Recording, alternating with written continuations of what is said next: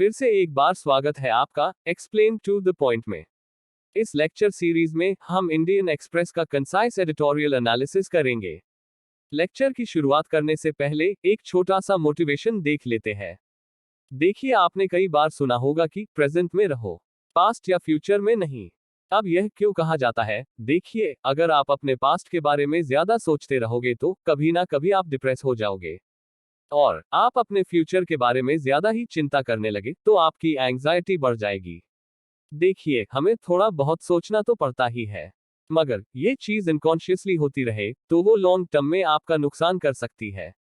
इसलिए जरूरी होता है कि आप प्रेजेंट में रहे। प्रेजेंट में रहने के लिए एक चीज जो सबसे ज्यादा जरूरी है वह है एक्सेप्टेंस। आपकी जो भी प्रेजेंट सिचुएशन है उसे एक्सेप्ट करना सीखें, चाहे उसके लिए आप किसी को भी जिम्मेदार क्यों न ठहराते हो, क्योंकि चीजों को पहले एक्सेप्ट करने के बाद ही आप उससे बाहर निकल सकते हो और अपने लिए एक बेहतर जिंदगी का निर्माण कर सकते हो। खैर चलिए, आज का हमारा लेक्चर कंपैरेटिवली छोटा रहने वाला है। आज दो ऐसे वर्थ रीडिंग आर्टिकल्स हमें पढ़ने हैं।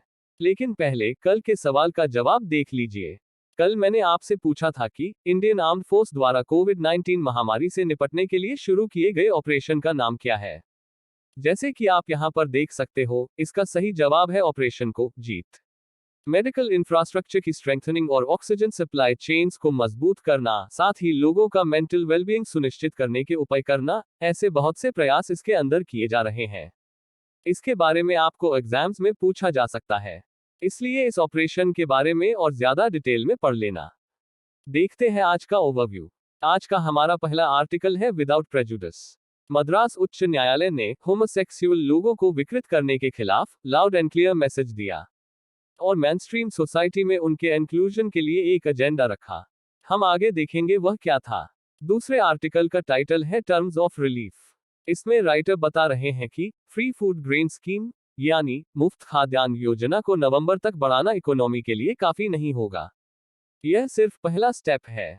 इकोनॉमी को बढ़ाने के लिए इससे भी अधिक कॉम्प्रिहेंसिव पैकेज की आवश्यकता है। चलिए, वोकैबुलरी देखने के बाद इसे भी शॉर्ट में देखेंगे। आप वीडियो को पॉज करके वोकैबुलरी पढ़ सकते हो। फिलहाल मैं बढ़ता हूँ आगे। यह रहा हमारा पहला आर्टिकल विदाउट प्रेजुडिस। आपको 2018 का नवतेज जौहर बनाम यूनियन ऑफ इंडिया केस याद होगा। इसमें सुप्रीम कोर्ट ने होमोसेक्सुअल रिलेशंस को अपराधी बनाने वाले कानून को अनकॉन्स्टिट्यूशनल करार देते हुए स्ट्रक डाउन कर दिया था, और उसके बाद LGBTQIA+ कम्युनिटी द्वारा सामना किए जाने वाले डिस्क्रिमिनेशन को इफेक्टिवली कम करने के लिए मद्रास उच्च न्यायालय द्वारा कुछ सेट ऑफ गाइडलाइंस दी गई थी। ये गाइडलाइंस 2018 के उसी Navtej Johar versus union of India case के जजमेंट के स्पिरिट को ध्यान में रखते हुए बनाई गई, और इससे पहले न्यायमूर्ति अनानंद वेंकटेश ने कन्वर्शन थेरेपी की डूबियस प्रैक्टिस पर रोक लगा दी। देखिए, होमोसेक्सुअल लोगों का सेक्सुअल ओरिएंटेशन चेंज करने के लिए कन्वर्शन थेरेपी का इस्तेमाल किया जाता है। इसलिए ये गाइडलाइंस ट्रांसजेंडर लोगों का दर्दनाक प्रक्रियाओं द्वारा इलाज कराने के खिलाफ loud and clear message send करती है। गाइडलाइंस सभी सरकारों को निर्देश देती है कि ट्रांसजेंडर लोगों के आश्रय के लिए आंगनबाड़ियों और शॉर्ट स्टे होम्स में प्रोविजंस बनाए, समाज के सभी सेक्शंस के लिए अवेयरनेस प्रोग्राम्स आयोजित करें, स्कूल और कॉलेज के करिकुलम में बदलाव करें, जेंडर न्यूट्रल वॉशरूम्स तैयार करें, और हेल्थ वर्कर्स को जेंडर नॉन कंफॉर्मिंग बच्चों को स्वीकार करने की ट्रेनिंग दे। इससे पहले जस्टिस वेंकटेश ने LGBTQIA+ कम्युनिटी के बारे में अपने खुद के ज्ञान की कमी को जताया था, और उनके बारे में कोई फैसला लेने से पहले कम्युनिटी को जानने की अपनी इच्छा भी व्यक्त की थी। आप इसके बारे में मेरी 1 मई की वीडियो में पढ़ सकते हो। मैं आपको डिस्क्रिप्शन बॉक्स में उसकी लिंक दे दूंगा। खैर, जस्टिस वेंकटेश जी ने आगे कहा कि सिर्फ हमारी अज्ञानता किसी भी प्रकार के भेदभाव को नॉर्मल बनाने के लिए जस्टिफिकेशन नहीं होती है। अब वक्त आ चुका है कि समाज अपनी सोच को बदले, और समाज को ट्रांसजेंडर लोगों के इंक्लूजन के तरीके खोजने के लिए इवॉल्व होना चाहिए। यह कैसे किया जाए, ये मद्रास हाई कोर्ट हमें दिखाता है। यह था हमारा पहला आर्टिकल। उम्मीद है आपको इसका क्रक्स समझ आया होगा। चलिए बढ़ते हैं दूसरे आर्टिकल की ओर। Terms of relief. इसमें बात की गई है प्रधानमंत्री गरीब कल्याण अन्न योजना के बारे में। प्रधानमंत्री गरीब कल्याण अन्न योजना को दिवाली यानी नवंबर तक बढ़ाने की घोषणा की गई है। ये वही योजना है जो परिवारों को मुफ्त खाद्यान्न प्रदान करती है। इस योजना के तहत लगभग 80 करोड़ बेनिफिशरीज को 5 किलो गेहूं या चावल फ्री में डिस्ट्रीब्यूट किया जाता है। देखिए, नेशनल फूड सिक्योरिटी एक्ट के तहत इस योजना को शुरू में केवल मई और जून के महीनों के लिए घोषित किया गया था। लेकिन दूसरी लहर के इकोनॉमिक टोल और अनएम्प्लॉयमेंट की ग्रोथ को देखते हुए इस योजना का एक्सटेंशन एक वेलकम डिसीजन है। सेंट्रल गवर्नमेंट के पास एफसीआई गोडाउन्स में बफर स्टॉक की नॉर्मल लिमिट से भी ज्यादा खाद्यान्न अवेलेबल है। इस कारण गवर्नमेंट को इस एडिशनल एलोकेशन को पूरा करने में कोई प्रॉब्लम नहीं होगी।